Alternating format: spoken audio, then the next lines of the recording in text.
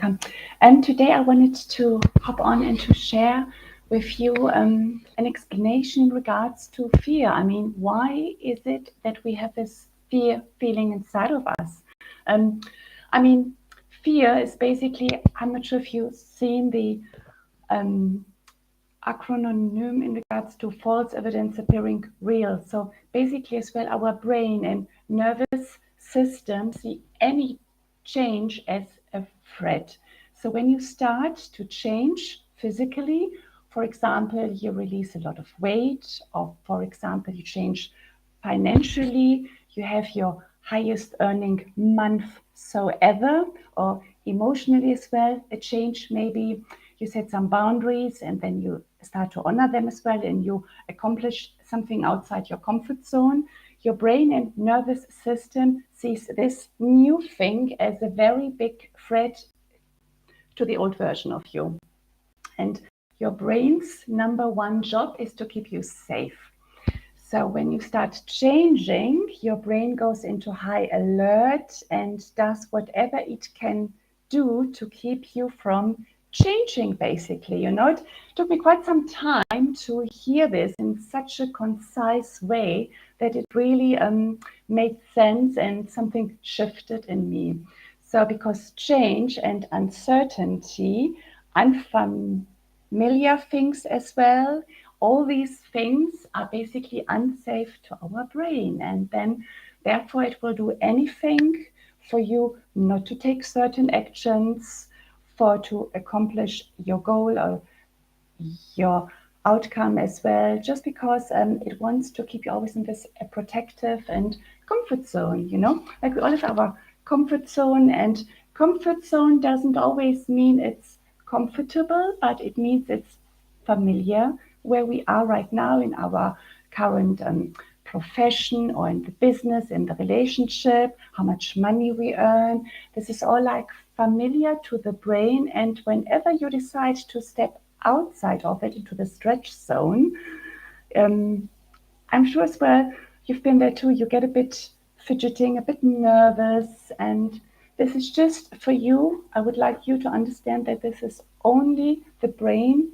It's just getting a bit nervous because its job is to keep you safe. So basically, you are bumping against your glass ceiling, your upper limit.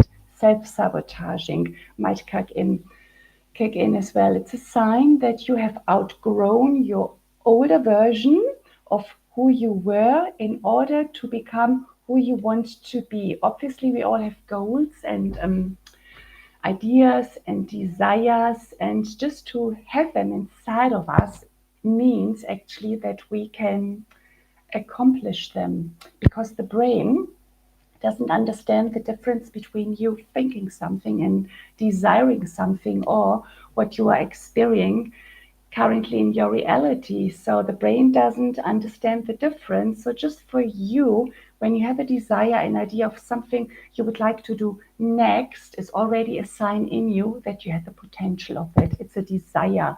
Your soul is actually talking, or your inner being, your higher self, whatever you want to call it, is already communicating and giving you the intuition or the wisdom, the thoughts, however you perceive as well, your messages, that basically your inner being,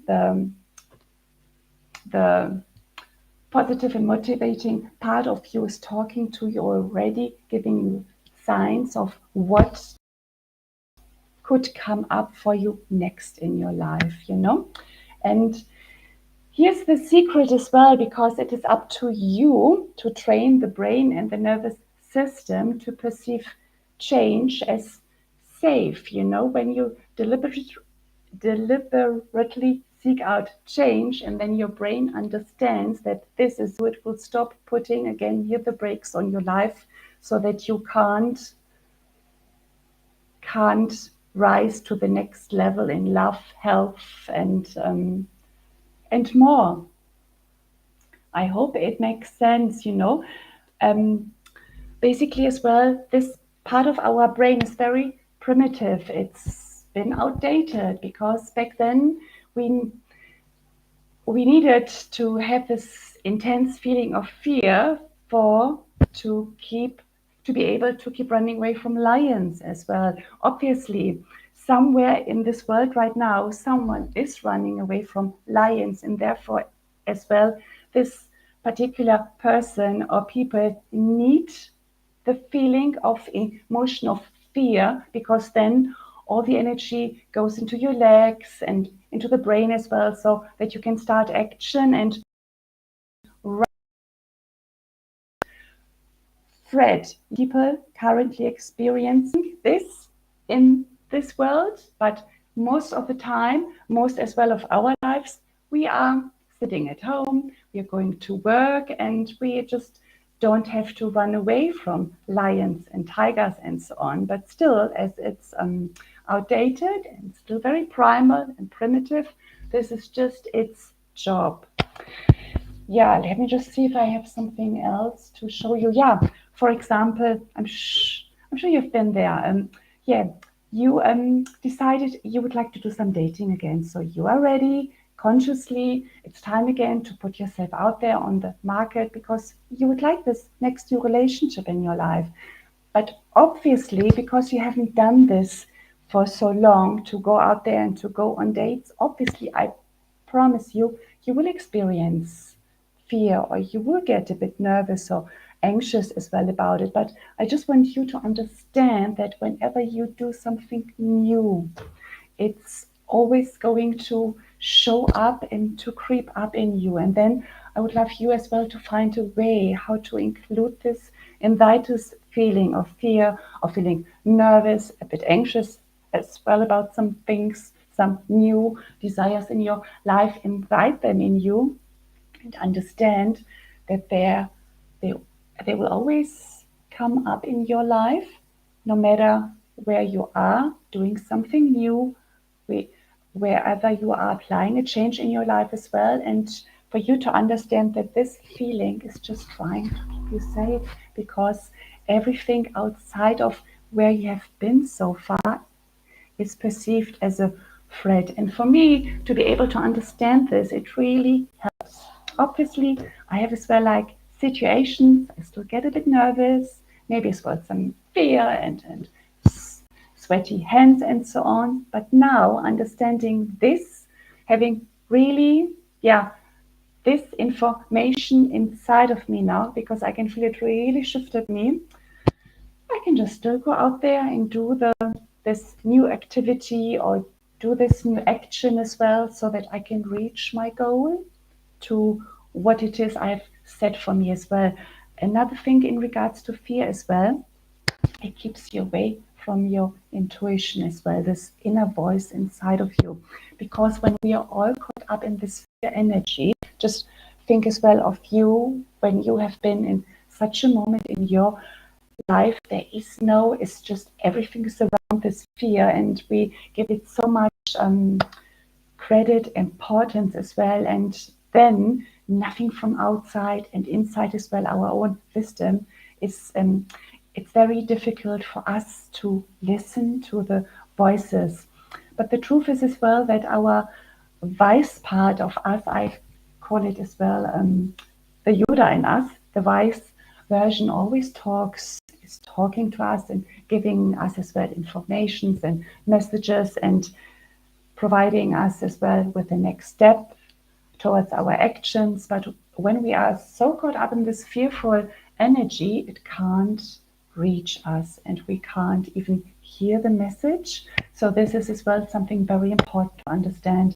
Obviously, some people do say that being fearful in this energy keeps them like focused and motivated as well somehow. But to be honest as well, ask yourself, don't we really have to be like more laser focused and be more in our middle and grounded, rather this to be hearing as well the next step and the step after and the step after that, rather being all caught up in this drama and this stress and in this fearful energy.